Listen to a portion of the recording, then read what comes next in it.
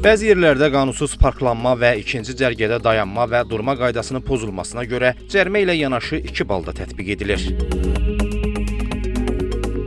Nəzərə alsaq ki, 20 ballıq limit var, bu da xüsusən gündəlik taksi fəaliyyəti ilə məşğul olanlar üçün o qədər də yetərli deyil.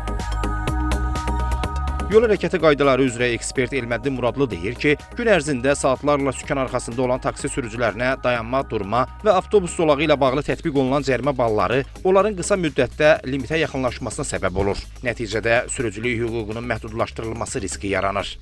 Bakı şəhərində təsəvvür edin ki, avtobus zolaqlarında min-düş məntəqələri hələ indi yaradılır.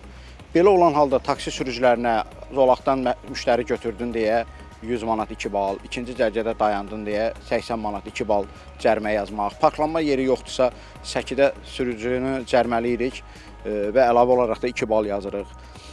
Və bunlar mən elə bilirəm ki, indiki şəraitdə yersizdir. Ona görə bu məsələni başqa bir formada tənzimləmək lazımdır. Cərimə sanksiyaları kifayət qədər ağırdır, yerində qalsın.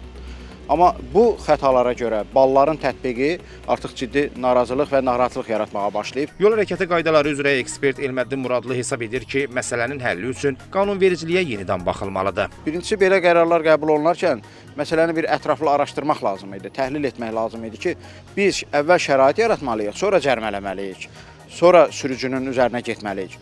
Şərait olmayandan sonra sürücüyə bu qədər baskı, bu qədər sanksiya, bu qədər ağır cəza nəyə lazımdır? İndi insanlar doğrudan da çox böyük narahatlıq yaşayırlar bununla bağlı. Amma burada bəzi istisnalar da var. Mütəxəssislər təklif edirlər ki, işıqforun qırmızı işığında keçmə və digər daha ağır qəzalara səbəb ola biləcək inzibati xətalarda bal olsun. Elməddin Muradlı deyir ki, yaxın vaxtlarda cərimə balları sistemi yenidən nəzərdən keçirilməsi və xüsusilə dayanma-durma qaydalarına görə tətbiq olunan ballarla bağlı dəyişiklik edilməsi gözlənilir. Bununla bağlı təklif hazırlanır. Ramal Abdullayev, Samir Qasımov, Xəzər xəbər.